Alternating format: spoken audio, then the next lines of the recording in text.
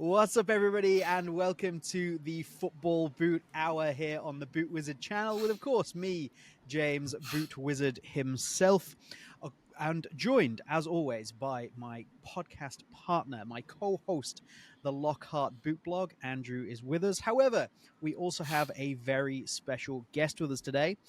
We have Oliver here from Prevolve Cleats, Prevolve Boots. I'm going to let Oliver introduce himself because we've got a really interesting discussion today for a couple of reasons. One being it's just an interesting discussion, and the other being that Andrew and I definitely don't hold the same opinion as Oliver does on this. So this is going to be an interesting one to see. We could all learn something at the end of this, hopefully. Absolutely. But Oliver, could you introduce yourself and a little bit about your, obviously your company, and we'll get into the details of it after we've done all the new releases. Sure. Well, first off, thanks for having me on the podcast. Thanks for being Very welcome. Yeah, I'm Oliver, founder of Prevolve Footwear. We make minimalist, custom fit cleats. We specialize in soccer cleats, football cleats, but we do make a bunch of other sports. And yeah, we've been going now in this iteration for about a year and a half, but I've kind of been working on this project for quite some time. I'm a football player myself, played since I was little, and really that's kind of why it all started. Is I had some injuries and wanted to make cleats that I thought were healthier for my body. So that's kind of the origin story, and yeah, looking forward to getting into it with you guys. Absolutely. Nice. Welcome to those of you that have joined us in the chat. Clippy is here. Hello. Andrew Palmer, one of our members. Thank you very much for joining us and making use of his custom emojis. Footloose Boots in the... How is Andrew Palmer and Footloose Boots both in the chat at the same time? You are the same person. Have you ever seen them both in the same room at the same time? Well, now we have. Welcome. And yes, please do everybody hit the like button and get subscribed here if you are not already. We will take chat questions, so if you have questions, please put them down there. We will try and get to all of them. We are, however, testing something new where we are going to try and run almost exactly an hour because we have done some research, and essentially that's what people want. So we're going to try and stick to our hour more regularly now rather than rambling as he rambles. So let's start off with all the boots that released this week, and let's start with this one right here because these are really phenomenal. Cool. So these are the Ida Sports boots when they've done a collaboration with Guinness to create an SG boot for the Women's Six Nations. I think this is really cool. Now, they're not actually going on sale. It's just like a boot that they've made. I believe some of the players will be wearing them, but you won't be able to buy them. Pretty cool, though. Oliver, you are the guest. What are your thoughts?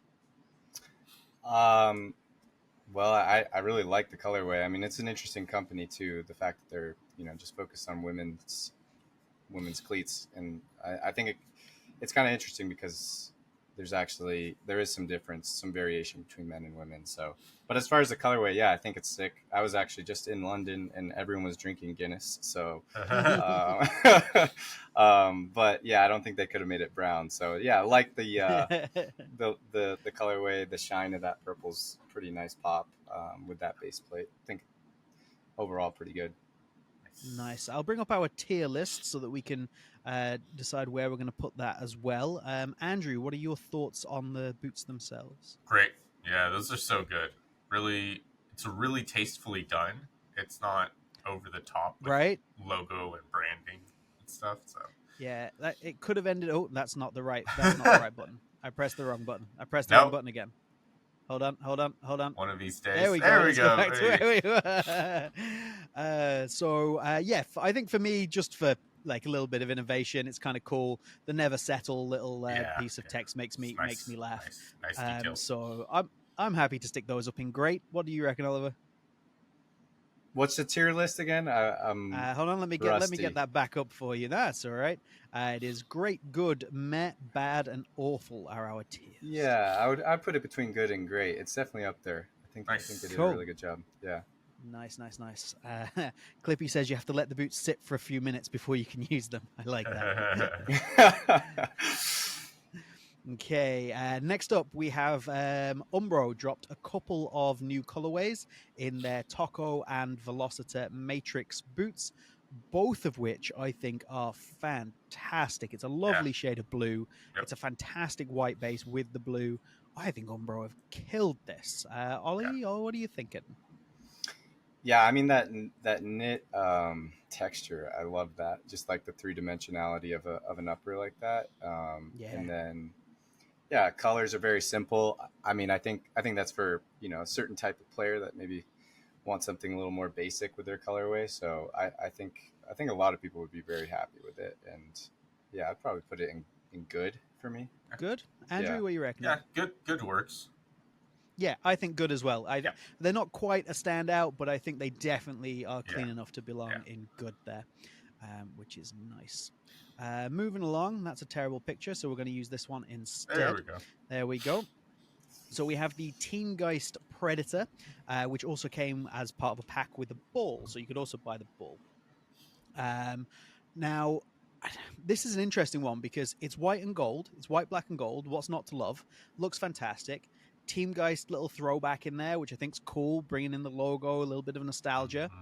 But I definitely think this is the perfect example of I'm bored with the number of Predator and Adidas releases, so I just didn't care enough. I should have cared so much about this boot and about this drop because it's lovely, and I'm like, man, no, I don't care. Like they've saturated the market to the point where I just don't care anymore. How many have they done like this year? Too alone? Many. This is colorway number 8. Jeez. Am I wrong? 8 sounds about right. I genuinely don't know. We need we need Trev Dunphy, or we need Texas Cleat Collector Justin. They would know. But yeah, it's too many. We had about 5 by the time we got to the end of January, and I'm not actually exaggerating about that. Ridiculous. Yeah, it's too bad because the ball, I mean, I have a lot of fond memories of the ball. Like, same. It was like my teenage, like, I feel I was 16, 17 when the ball came out, and like, it was just a thing. Like, it's so recognizable, and then you had the movement on it too. Like, you just remember some of your goals. So much fun to play with. Yeah. Like, Terror for goalkeepers. I think if you take what a ball's supposed to be, it's actually a terrible football. But it's really fun. But it's really fun to play with. Inconsistent, but yeah. Yeah, a lot of people in the chat there saying the same thing, that the ball was actually the more interesting part of this drop. Dr. Astute, another one of our members, welcome Dr. Astute, now a starting 11 member, saying the ball was more interesting. Clippy, the ball was more interesting. Yeah, I think the ball is definitely the more interesting part of this. So should we rank it? Ollie, what are your thoughts? Oliver, what are your thoughts? The thing is, though, like, when you just look at it on its own, it is really, really well done. It's really looking boot. I might have to put it in great, honestly. Just it looks so good, but the surrounding circumstances, don't really fit the quality of we get bogged down by surrounding circumstances quite regularly. But I would go with great. Actually, just judging it purely on its own, it's really good. And look, I'm like wearing gold and there you go. I'm wearing about 8 layers of orange because I'm freezing to death, but it's fine. Okay. What do you reckon, Andrew? I'll put it in great. I will make an exception for this. Yeah, I was gonna say we're gonna go with the guest. We're gonna allow the guest to level this one because I understand the point of view, and we will not rant about the boot anymore. Chris Wang in the chat as well saying, as far as the retro concepts go, this should be on par with the Rotero for last year. I think if they slapped leather on, there would be a lot more interest. I think there would have been tons of interest if they'd have gone with a leather upper, but I don't. There's not any rumors of another leather upper boot yet, is there? We will have to wait and see. I would be surprised if they don't do at least one, though. Yeah. So with that in mind, we will. We've done really well there. 10 minutes. We are flying, amazing. So nice. With that in mind, we will move on to our main topic. So we're actually going to drop what have you been wearing this week? We're not going to do it. If you would like to discuss with Andrew and I what we have been wearing this week, drop us a DM on Insta. We'd love to show you. I have some mad stuff. But we're going to leave that this week because we really want to get into the discussion with Oliver. And I think the best place to start with that is for us to go back to Oliver and for you to explain a little bit more around the concept of the boots, like why you made it, what it's supposed to do, what you think the benefits are, and then we can quiz you. Then we can start rolling in the questions from the chat and from us, and we can get into the debate. But yeah, I think if we get like a good base from you as to exactly what's going on, that's the place to start. Okay, so I think I'll just start by just like holding up. I do love that you're in the studio, by the way. That's very cool. Yeah. Like in the workshop. Yeah, we're in the workshop here. So this is I think it's a 7.5. Yeah, 7.5 US, and this is my current boot that I'm wearing. That we made Prevolve cleats. And I wore an 8.5 when I was a teenager of the Mercurial Vapor 3. That was like my boot. Yeah, and it really messed me up. I didn't know at the time that I have a pretty wide forefoot. Like I'm like close to an E. And so I had patella tendonitis in both knees, and I had knee surgeries when I was 16, which really is like a pretty bad time to have. That's not a good time. Yeah, it's like your junior year of high school. So from there, I read a book called Born to Run, which is a great book on kind of like the minimalist running phenomenon.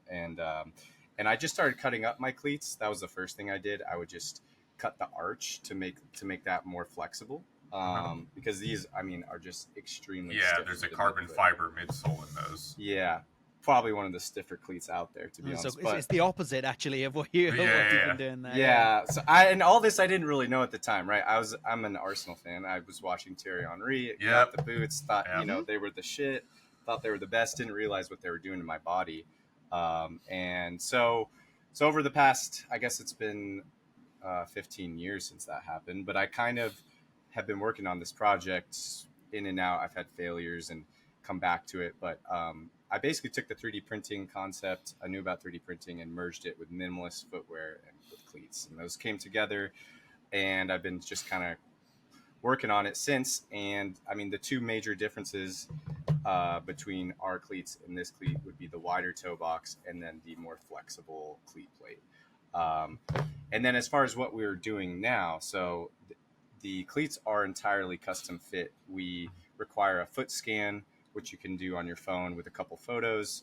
We receive that. We create a sort of fit sheet for our customers, email that out, and then they do another top-down photo just to confirm the toe box shape and all that. And then we'll go ahead and start the design process. And it's everything is fully custom. So like the cleat plate, you can kind of see like these are where my toes would be. Here's my forefoot. The width throughout the cleat plate is actually matching the shape of my foot. So I've seen what you guys are wearing lately, Adler. I think they're doing great stuff, but I think like a nuance there is that our cleat plate is also like going to be slightly different, especially if you have a really wide foot or just kind of an oddly shaped foot.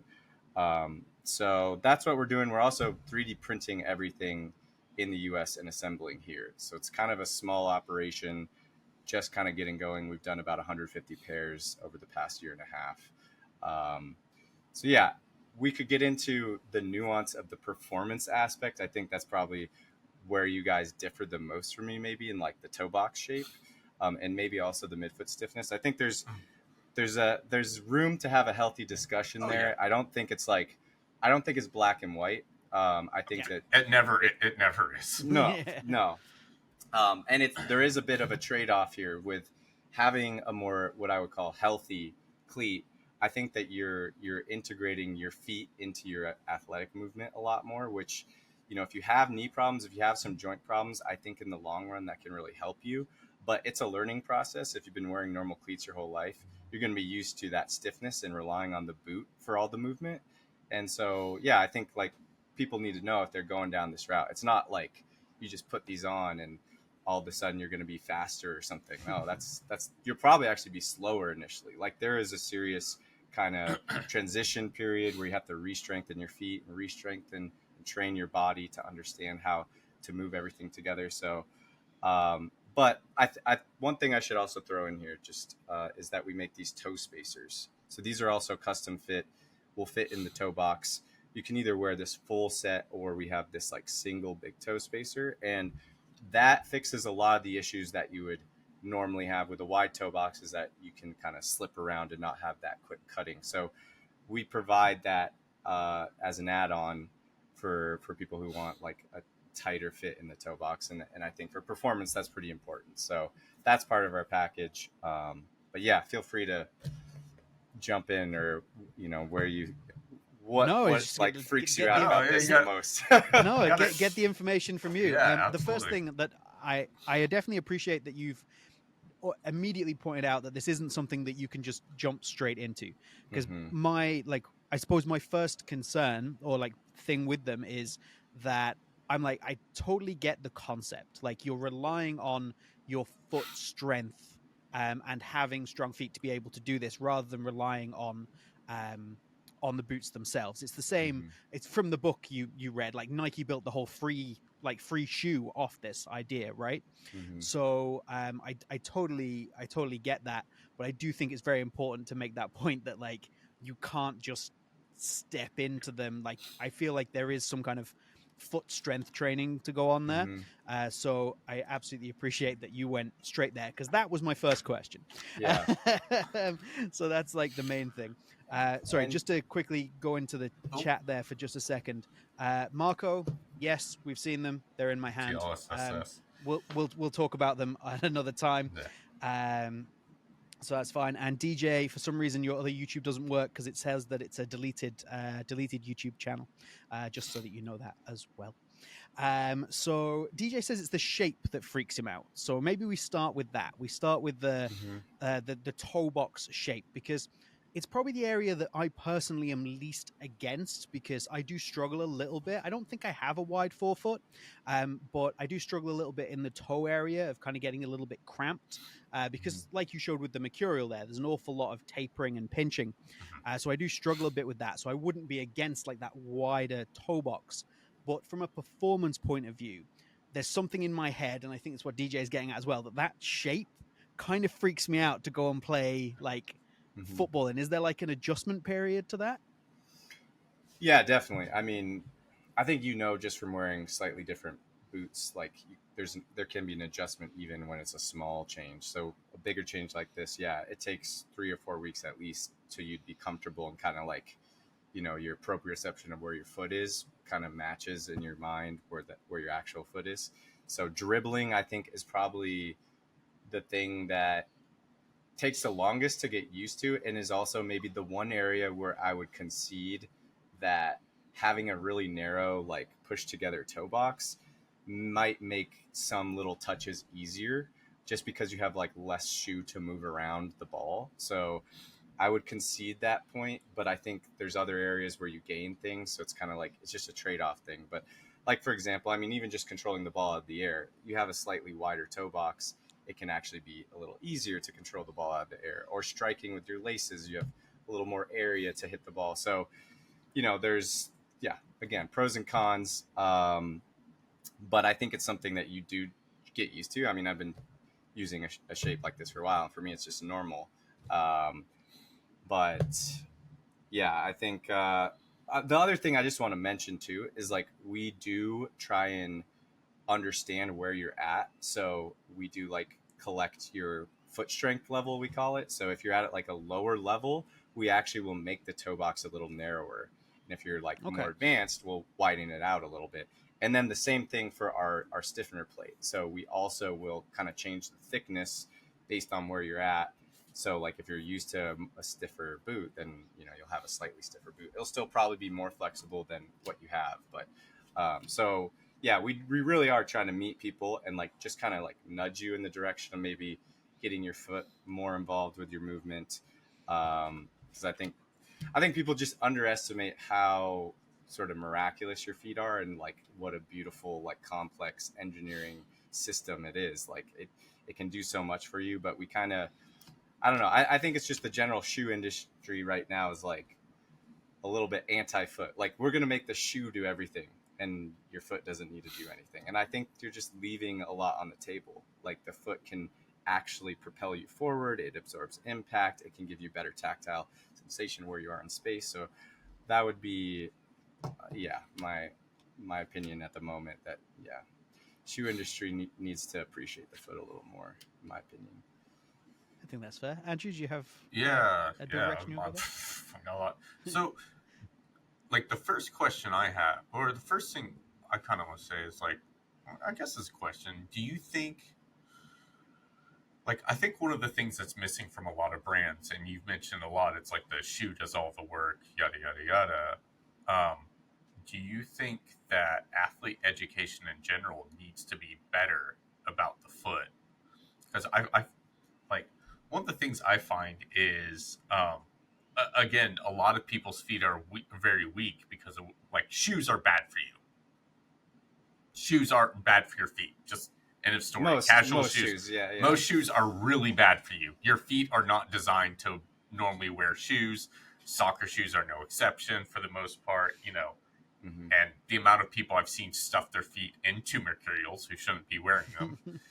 But do you not think like maybe more emphasis should be put on athlete education about like how to train your feet and things like that first? Or do you kind of see like what you're doing as like kind of a, you know, calling it a shortcut would be rude. I would say like more like a blend of kind of what you think should happen. Yeah, we're currently actually trying to add like a bit of a guide on our site that would walk people through the training, because I think you're right. It is like extremely important, and the feedback from a lot of our early users was kind of like, oh, I didn't realize how much effort this is going to take to really like get the most out of the boots. So we're working on that piece, and then like, I think I mentioned this earlier, but a lot of people just don't even know that their feet can be like very different from the average. Like there's probably a bunch of your audience that is like, doesn't really make sense for me. Like boots fit me well and like they don't have a problem. But then there's like a lot of people who might not realize that their foot is just like way far off on the spectrum.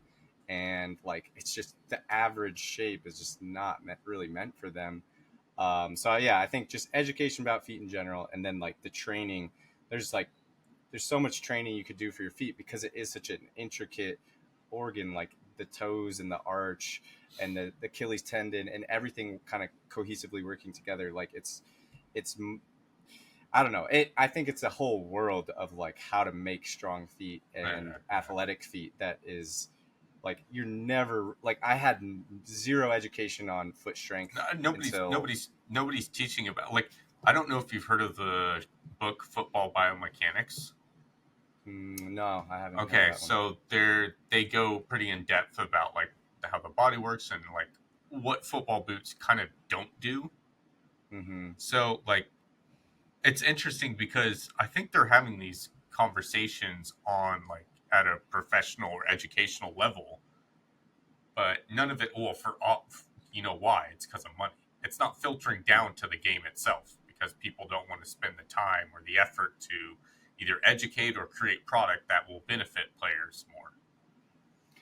Yeah, and in your recent podcast, you're talking about, I think it was Bruno Fernandes, like taking out his insole. Yeah, and it's like that's an example, right? It's like, I think there's players at that high level who are getting some of that knowledge passed to them. Oh yeah, absolutely. Using it, but it doesn't really trickle down, and I do feel like the big brands don't have a huge incentive, I think, to be like, no, go run outside barefoot. You know, it's like that's not in their best interest really. And so, yeah, I think there's a bit of a disconnect there. But I think like YouTube and just kind of like influencers, like the guys on Instagram kind of experimenting, I think that is picking up speed. And like, that's where I find a lot of like new exercises where I'm like, oh, that's actually really a really good one. So I think like the kind of more grassroots like knowledge in social media is kind of picking up a little bit if you can look for it. But yeah, at the professional level, I don't really see any of the top guys like showing like their foot strengthening, No, training or anything like that. I will say in Japan there is actually a massive movement towards that these days. So like there's even like Japan's very like Shinto, Buddhist, agnostic, but like there's a Shinto shrine in Osaka that a lot of soccer players go to because it's for feet, and like at the entrance there's a giant sandal and everything, and they've got shoes that are like over 100 years old, just kind of like stashed away, and like That's some cool. some people have been copying those designs to now use them for professional players to like, okay, this, because like it's just basically what these shoes are. It's just basically a bunch of roots wrapped together like sandals, but they're super flexible sandals, and people are using them for training. So there's a whole grassroots movement that started here that a lot of players actually use, but again, they don't tell anybody about it. It's something they do, but they don't tell anybody. And like your yeah, and like your foot like can like grab stuff, right? Like if your foot's really strong and you've got lots of strength in your toes, you can pick stuff up with your feet, and it's a lot more flexible than people realize, but we don't really teach that, right? Yeah, I mean the nerve density is as good as your hands. So like whatever you could do with your hands, like if you had enough training, like you should be able to do similar things with your feet, which is like, I mean, I'm not even like, I can barely just like differentiate my big toe from my other toes, like, and I've been doing training for like a few years, my feet, barefoot and other things. And so I think like it's a long journey to actually really use all the capacity you have in your feet. It's so like, especially if you've just been wearing conventional footwear for a long time. So, you're saying that obviously there's not really an incentive for brands to do this, which is absolutely true.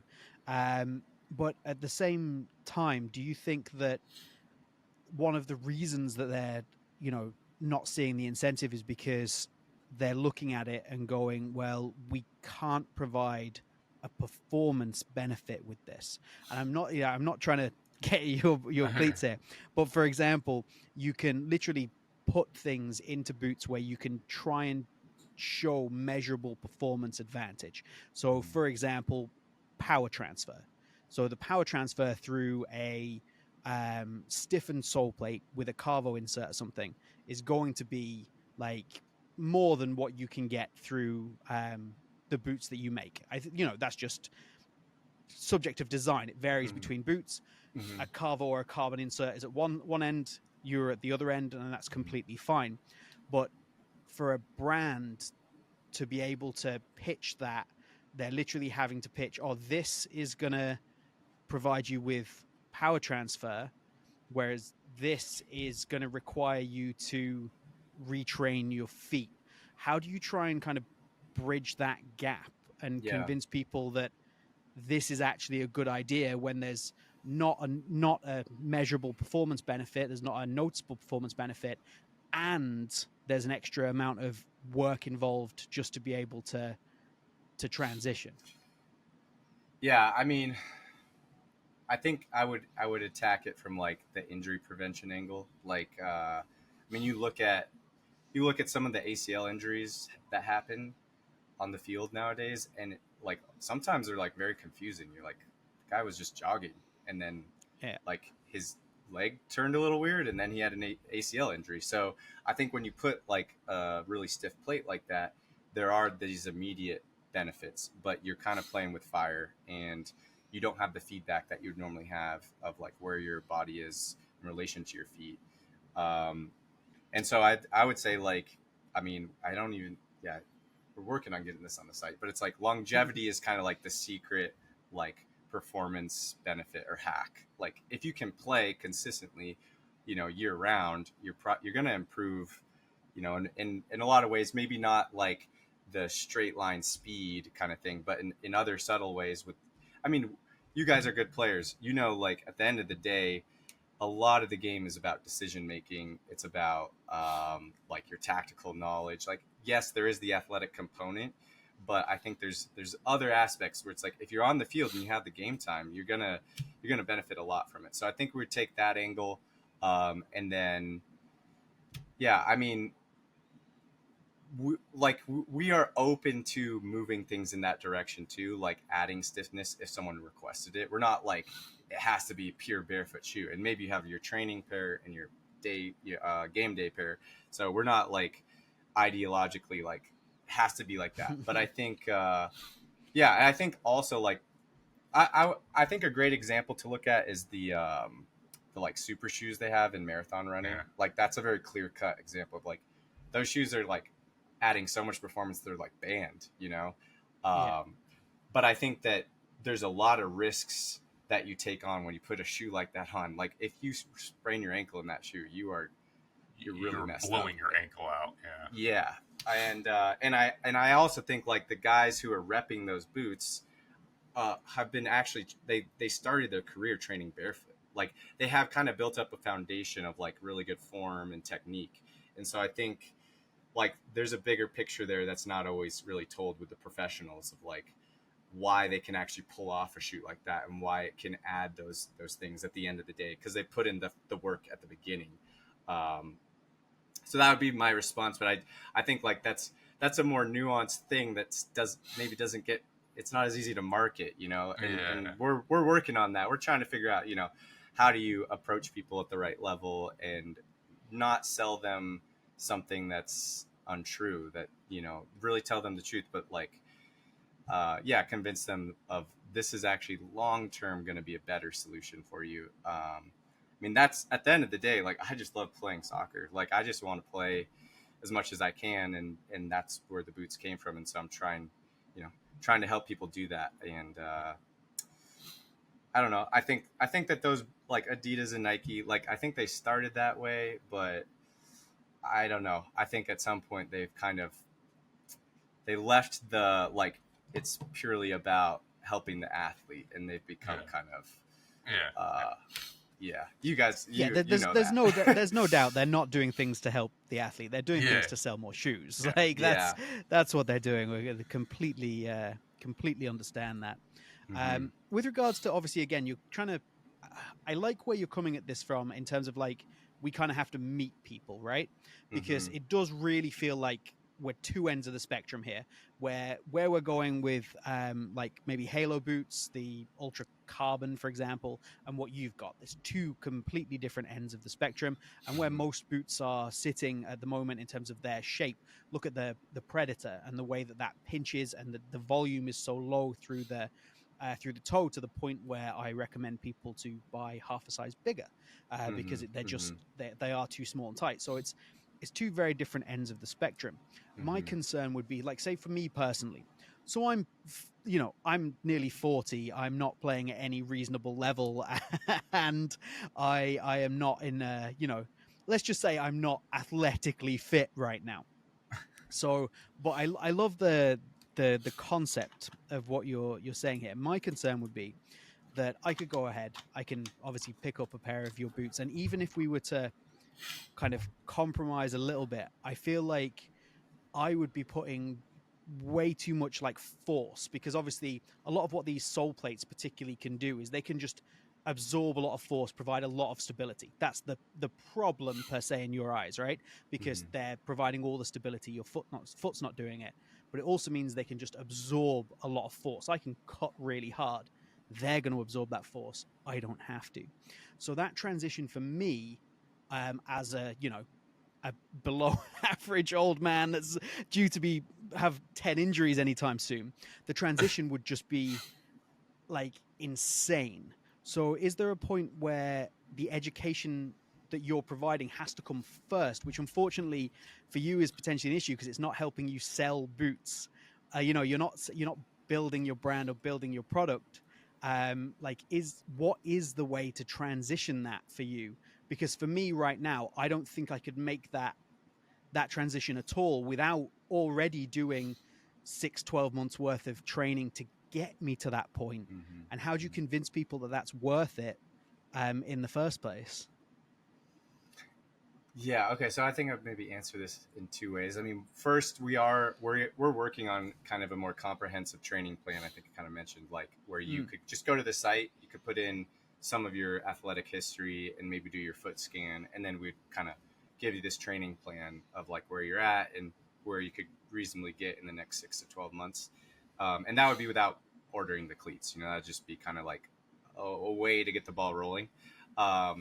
And then I would probably disagree with you just a little bit about the wording on like what you're saying about the boots absorbing. Disagree with me all day. Go for it. Okay. Like I think when you make a hard cut, like the forces, if you do it in a barefoot shoe or a cleat, I think the forces are pretty much the same. Like if you're going the same speed and you're going to take a cut, the difference is that the boot will basically be like an anchor point, like a conventional boot. It's so stiff that it'll hit the ground and it won't move at all. It won't bend. It won't flex. Like let's say we're doing like lateral, like side to side. Yeah. It's just going to stick in the ground and be an anchor.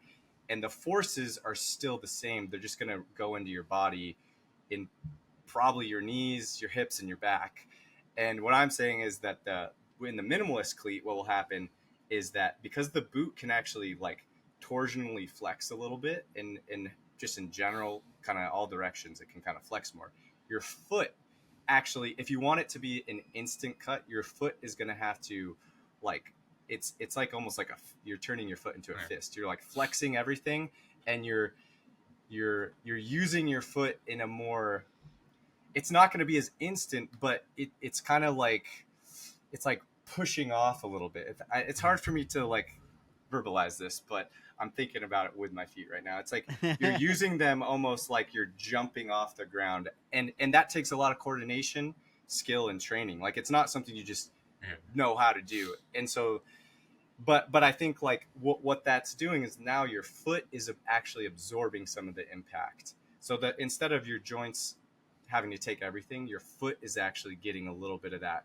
And that's what it's really good at. Like the arch is basically a shock absorber, along with the Achilles tendon. I mean, those things working together are basically like a spring. So you're like loading that spring, but there's a delay there versus in that traditional cleat, it's just boom, it's instant and you push off.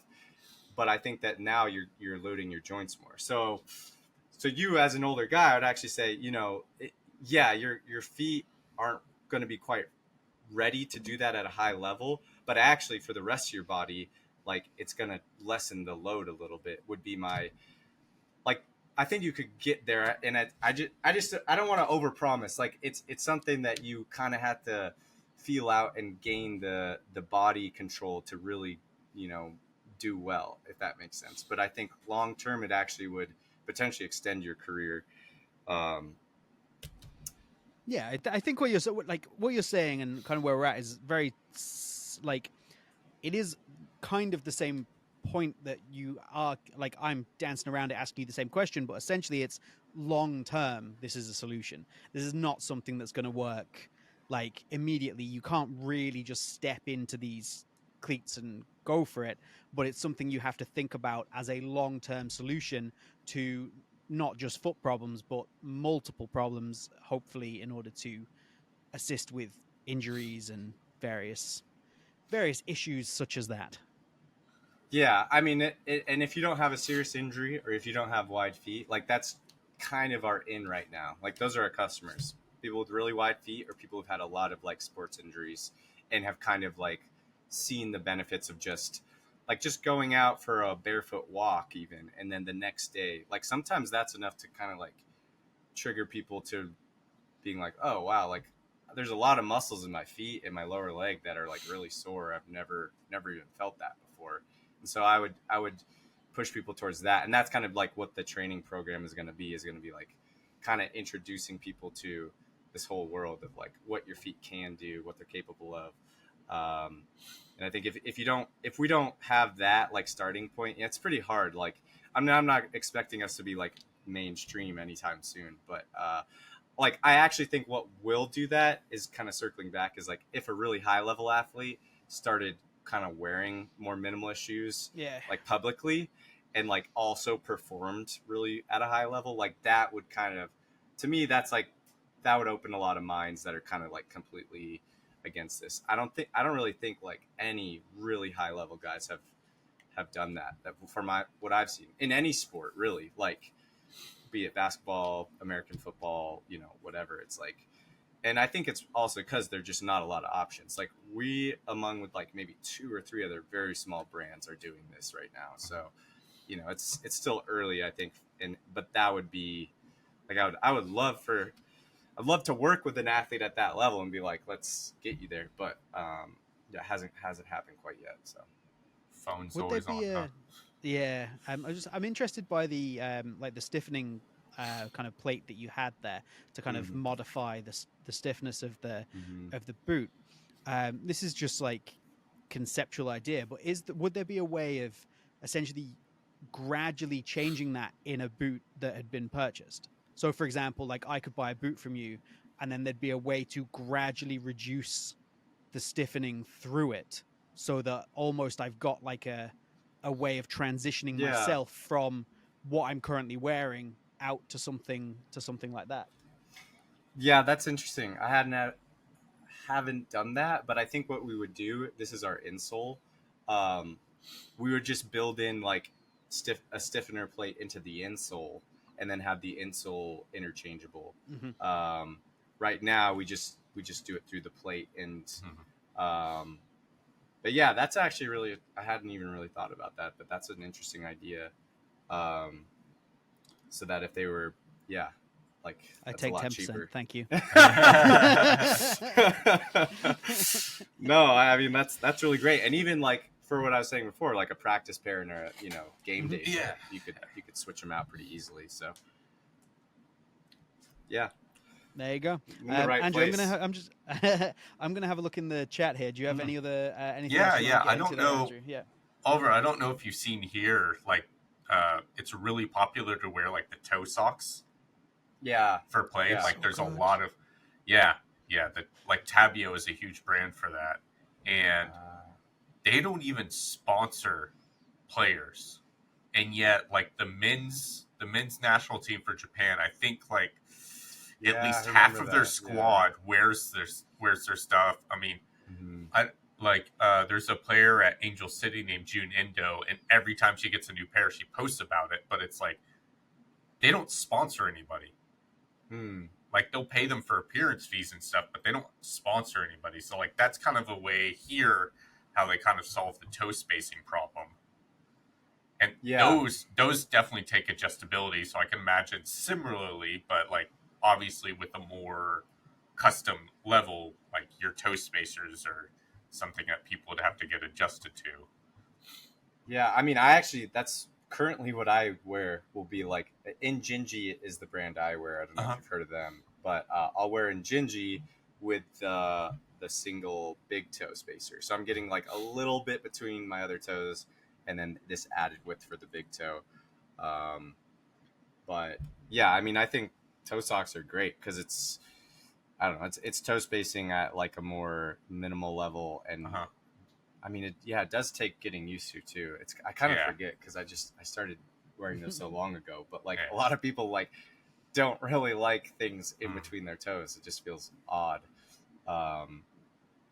But it can also be good just for like, I think like if you've ever kind of cut your nails weird, you'll like cut into your other toes if you're wearing a very tight boot. But then it's like you're wearing a tight boot, and then you're adding even more like stuff in the toe box. So like you got to maybe like size up to do it correctly. I'm not sure.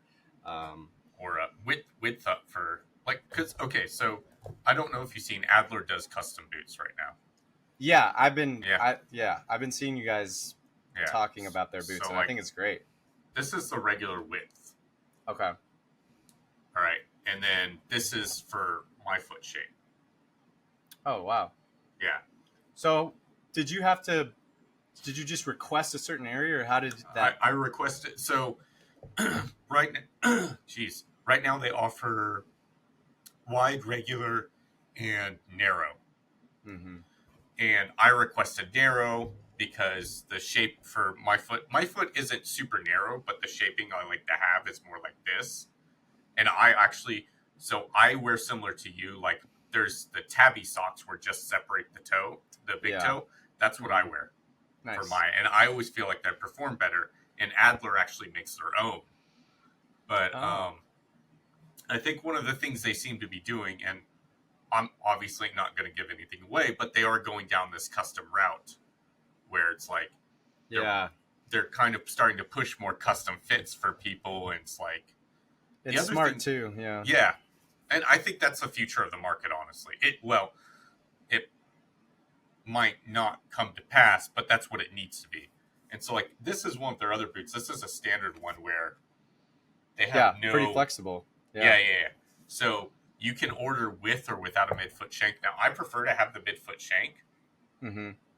And I will admit, like, my toes, my forefoot's fairly strong, but my tendons in my midfoot aren't that strong.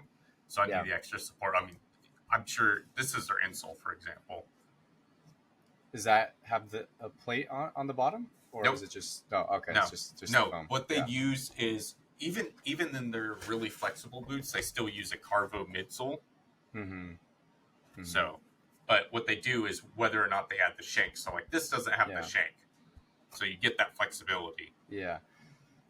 I find that the shank, like, the big difference is with shooting, where like a laces like full power shot. If you have a shank, it's basically like it's like the stiffness is there for you, and you don't have to really flex your foot like I was kind of saying earlier, like that kind of like fist motion almost.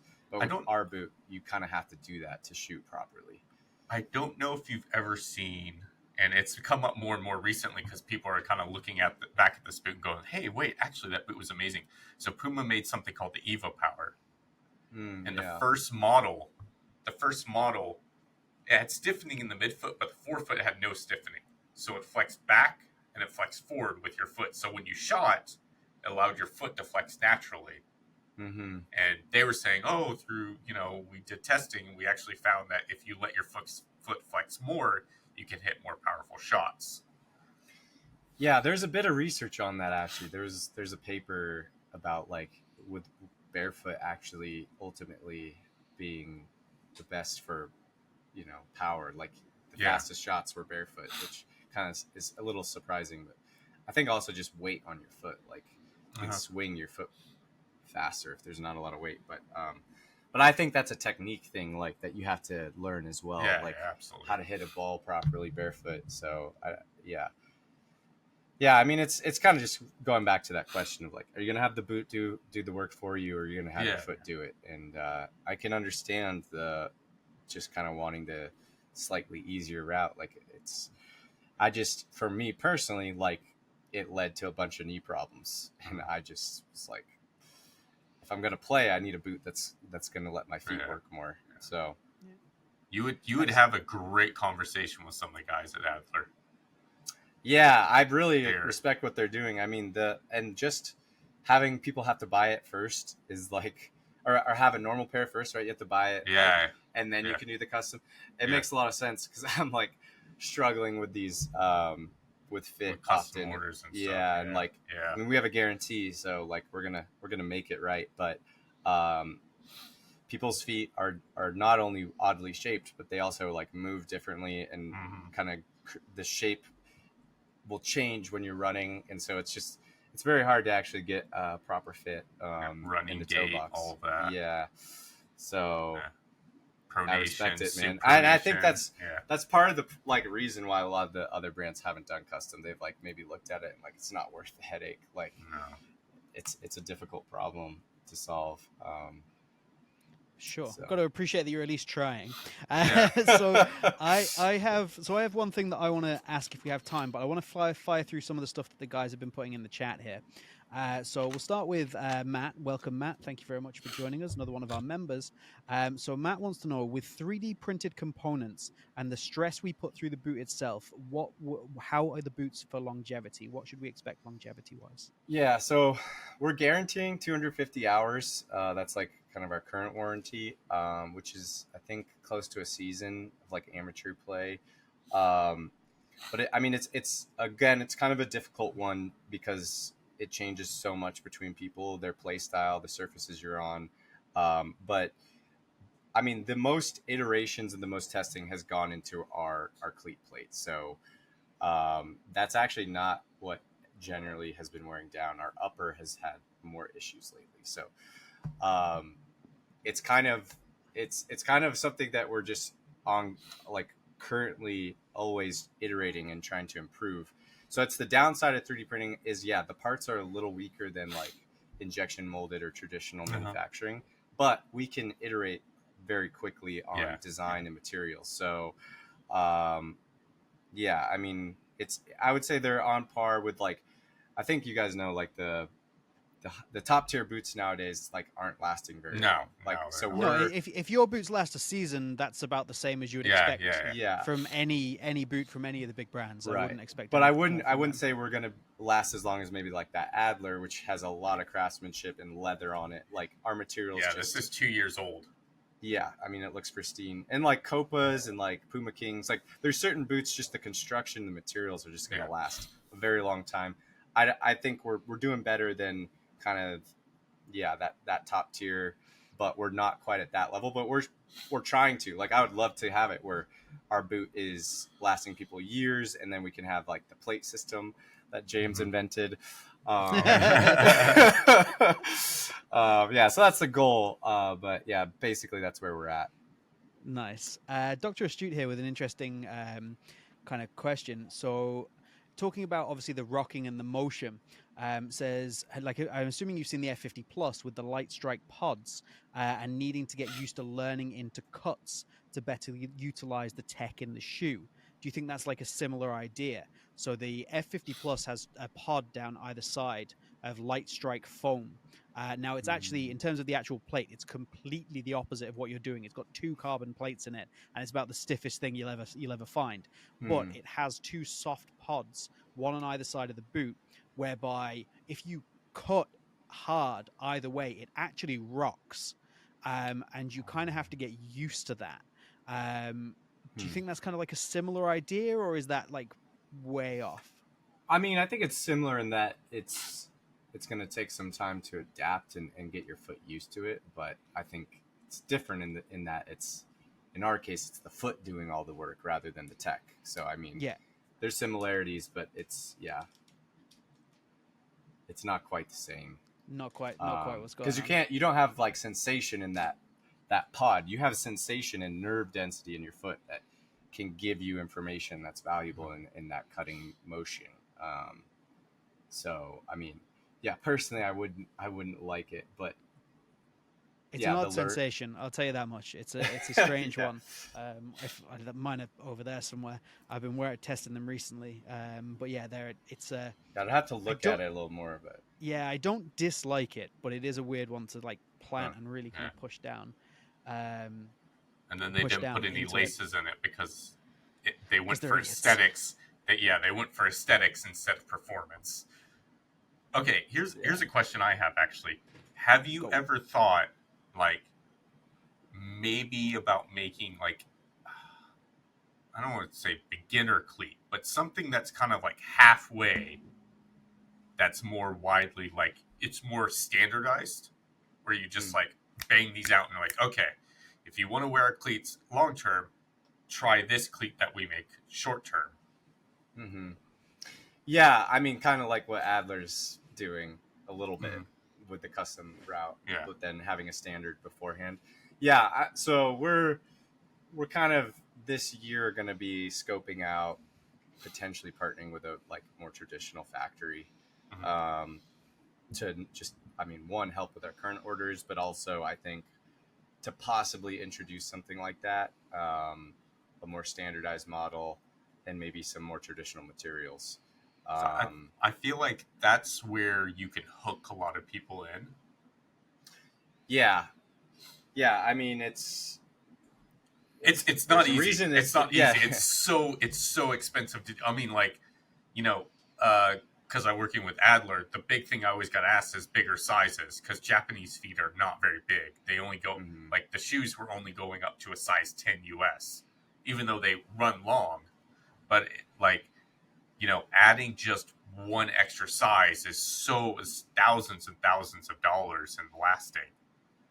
So yeah, you're 3D printing, right? Right. So that's why, I think we could start with a factory and not have as much upfront costs, and there's the development costs and everything, but we would potentially have the molds because we might just still 3D print the bottoms, and that would allow us to do smaller runs too. So, I mean, I think there's a lot of potential there with partnering with a factory that's already kind of set up for uppers with stitching and stuff. We just like labor here in the US, it's kind of impossible. So expensive.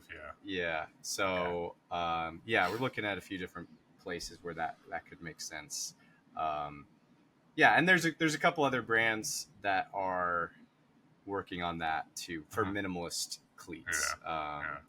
Nature Athletics and Free Kicks. I'll just throw their names out there. But I mean, I look at their boots though, and you guys maybe you can look at them at some point too. But I feel like they don't have the performance in mind as much. Like they're kind of just like, okay, we're gonna let your foot be free. Yeah, I think what's happening is so one of the things I thought was kind of reassuring is the fact that you played. And I think what's happening is a lot of these companies they seem to be coming from guys, and I could be completely wrong. They seem to be coming from guys who are runners, and then decided to get into the space, rather than they started off with footy and then moved into the space because they saw what wasn't being offered. Yeah, well, I mean, both those companies are founder, created, and one of them I do think is a player. So, I mean, that's a good sign. But I think like the problems they're having is kind of more like what you're getting at before of how expensive it is, and then like they only get to iterate like once or twice. Like they don't like I've probably tested like 100 pairs like of my design, and I play at a pretty decent level, so it's like I can know pretty quick when something's wrong. And my feeling is like their heart's in the right place there, but it's just so difficult to pull off because, I mean, the costs and then the development, it's like, it's just not going to allow them to make a product that can function at a high performance level. Maybe it will be healthier, but it's like, you can create other problems. And I think someone was mentioning it in the chat, but like you can get other types of injuries by going minimalist, like that you wouldn't expose yourself to in a traditional pair because there's too much space, and you like have slop and your foot moves in a weird way and you fracture a bone in your foot. Like fractured bones in your feet are probably, and that was happening a lot in the minimalist running community too. Like you're loading your foot too much and you break a bone in your foot. So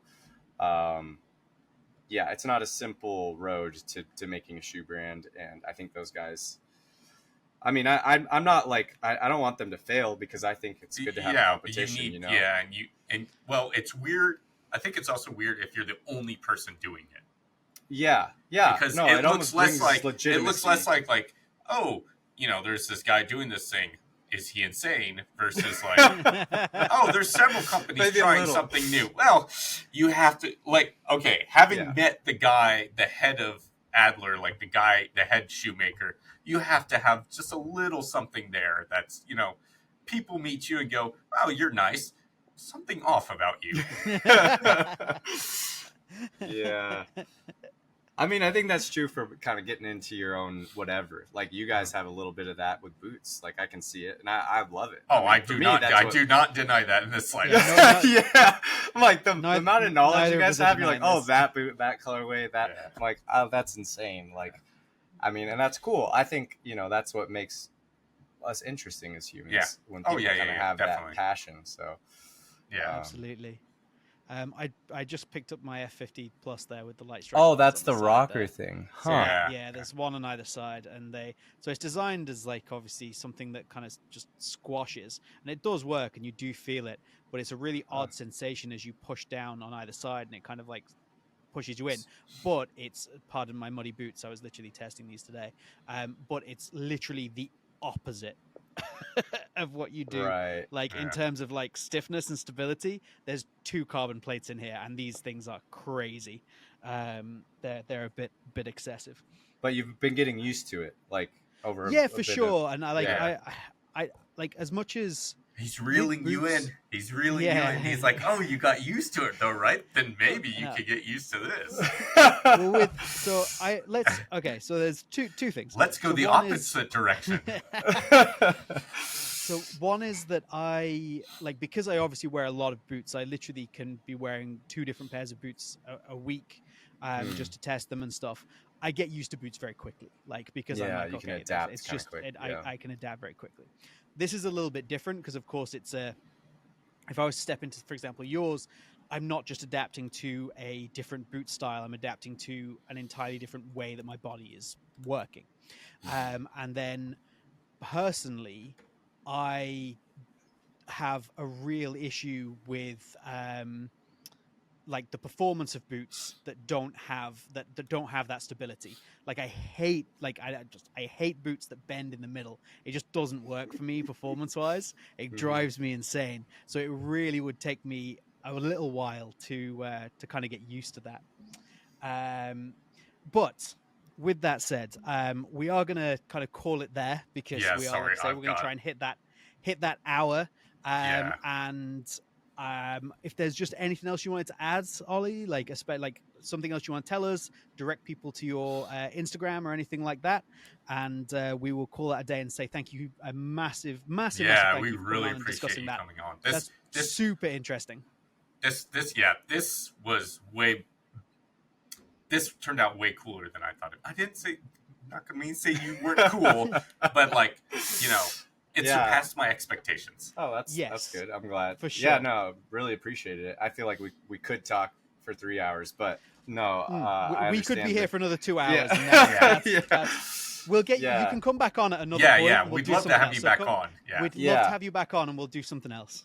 Yeah, and if either of you are interested in testing them, maybe we can arrange that too after the show. But for people interested, our website's prevolvefootwear.com, and that's actually going through a remake. So we're going to have a new website launching soon, which is going to be a big upgrade. And then just Prevolve with a dash at the end for Instagram. So there we go. Yeah. Go and check out Prevolve. Go and check out Oliver. Check out Andrew at Lockhart Boot Blog. His Mizuno Alpha 2 review is out. And of course, you're here on the Boot Wizard channel. So do remember to like this video, get subscribed. And that is us for today. Thank you very much for joining us. And we will see you all again next week. Cheerio.